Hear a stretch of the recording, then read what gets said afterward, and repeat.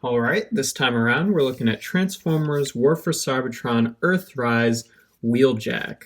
This guy turned out really nice, I think. Check out all the little details and stuff he's got on his race car mode. Just a lot of really good painted detail. He comes with this little weapon here. I personally don't like it when the figure's weapons can't store like really neatly in vehicle mode. They just kind of have you peg it onto the top here, which is, kind of ruins the illusion of this car if you've got this little thing sticking on the top, but there's no room to really put it anywhere underneath. I guess you could, like mid-transformation, maybe get it to fit in there. I don't know, maybe I'll try that in a bit, but I usually just put it off to the side because I don't really think it's worth that since it doesn't stay in the vehicle mode. But it's good that he has it. He rolls okay. I find that some of the wheels on the Earthrise guys get a little bit stuck.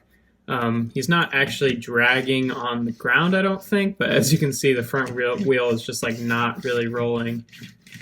Both the front wheels aren't, which is kind of a bummer, but it's not the end of the world. Still a good looking car. For comparisons, here he is with his wave mates. Put that off to the side. Got Hoist and Cliff Jumper here, so pretty average sized car. Hoist and Cliff Jumper aren't really the best examples for comparison since Hoist is kind of big for a deluxe and Cliff Jumper is very, very small for a deluxe, but for a more sort of standard guy, here he is with Sideswipe. You can see pretty comparable in size. They look good together. And just to show them off with a previous Wheeljack, since I have him here is the old Generations Wheeljack. So he's obviously quite a bit smaller than him because Generations toys have gotten a little bit smaller throughout the years, but definitely a lot neater. Much more of a G1 kind of inspired vehicle because he's got that sort of like boxier race car stuff with all the little tampergraph details, whereas this guy's just more of a generic sports car being based on that Trax mold. And he's obviously a little bit more off-white, whereas he's more of like a pure white. So, preference. I like both the car modes. I think both of them are totally acceptable, but this guy definitely beats him in robot mode, I think. And speaking of that, let's get to transformation. First thing you want to do is take these side panels and push them out. So I find the easiest way to do that is just put a thumb under here and then kind of rotate it outward. And then you can rotate these off to the side. Then take the entire back portion of the car mode and just rotate it 180 degrees. Then get a fingernail under the windscreen here and just kind of pull that up. Then you can split the legs and then pull them off to the side. And halfway through this double hinging, you want to take this little window piece and then rotate that in so that goes on the inside of the leg. So just like that. Then you can take the feet and fold them up. They're on a double hinge, and if you actually like push them all the way up, they don't sit flat with the ground, which is kind of annoying. So you have to kind of leave them part of the way up.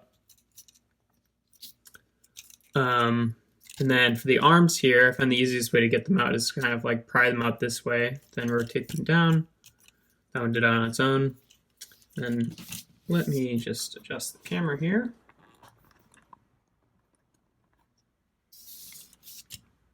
That's not going to give us enough room. There we go.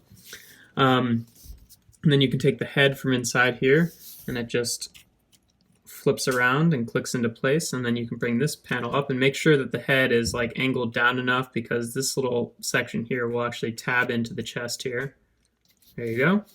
And then for the arms, you just rotate them here at the bicep, then rotate the wrists back into place, where you can kind of hold the wrist in place and just do it at once. And then for his little back panels here, you just rotate them out and they have a natural stopping point, and those give him his little wings.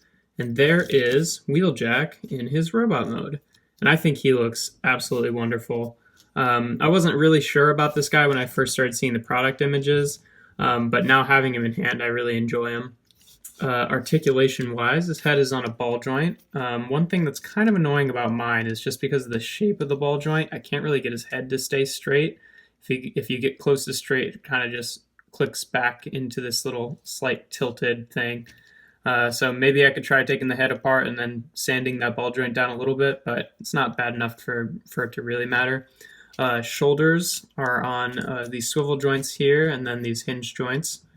He does have a bicep swivel, hinged elbow, about 90 degrees, and then wrist swivel. His wrists have these little panels on them, which it doesn't bother me that much, honestly.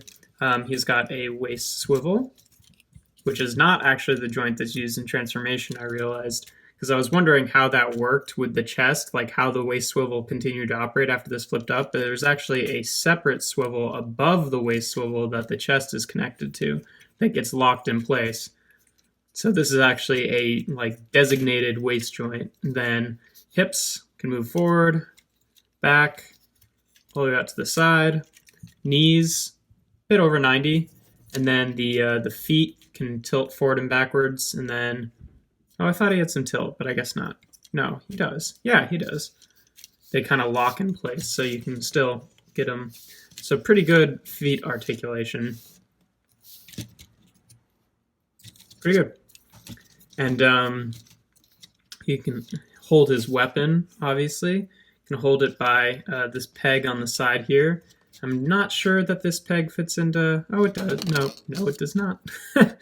This tab on the side here, I thought might be the same width as the little ports that they plug into, but don't think so. That tab is made for these ports on the shoulders here, so you can plug it into his shoulder and give him that G1 kind of missile launcher on the shoulder, which looks good, but since his back fins are so small, it kind of covers it, which is why I really don't care too much about this weapon. I just sort of leave it off to the side. Speaking of the back fins, I actually realized that these are just pegged on. So if you wanted to take these off and like peg something else in there, like a weapon coming over the shoulder, you could do that. He's got like lots of other little ports all over his body. And I was actually looking around for some extra tracks for Ironworks on Thingiverse, the CAD model website earlier. And I saw that someone had designed like, more longer and G1 accurate like back wings for him. So you could actually plug those on there and then just take the spoilers and like plug them into the back of his legs or something like that. I don't know. I don't personally mind the ones that he's got, but it seems like a neat thing. For comparisons, first here he is with his with his wave mates here. Bring in Ironworks too.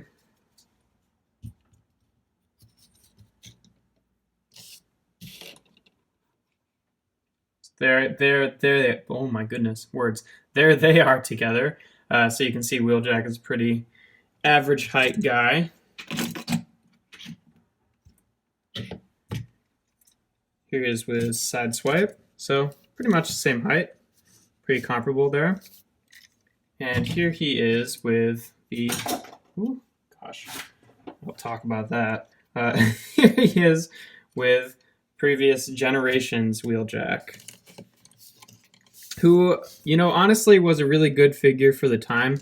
And though his design is kind of chubby, I really like the head sculpt. I really like, pretty much everything he has going on. But this guy is a lot more sort of streamlined and compact. And though I really liked this figure, the one thing that I can't stand about it and the way it did not age well is the arms just do not stay on. Like the ball joints have like worked down the socket here, and I just cannot get the arms to like adequately stay on, and they're really loose. So I was really happy that we were getting a new Wheeljack, because this guy was just like not fun anymore to play with, and I wanted a good Wheeljack in my collection.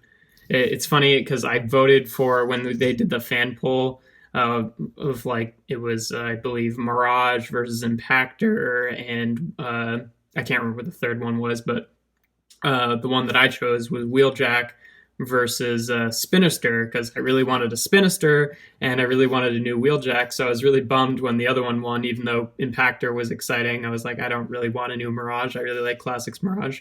But even though that one won, they still ended up making a new Wheeljack, and they still ended up making a new Spinister, who are both better figures than the Mirage and Impactor figures are. So I'm glad that I got this guy. But yeah, he's a pretty good figure overall. I was expecting him to be kind of the lame duck of the wave, but I actually really enjoy him. I think that, like the accessory thing is kind of a bummer for me, but that's kind of a common problem, so I don't really count that against the toy. That's more of like a me thing, that like I only have the accessory with them if they can store in vehicle mode. But still, pretty good guy. I'm pretty pleased with him. There is Earthrise Wheeljack.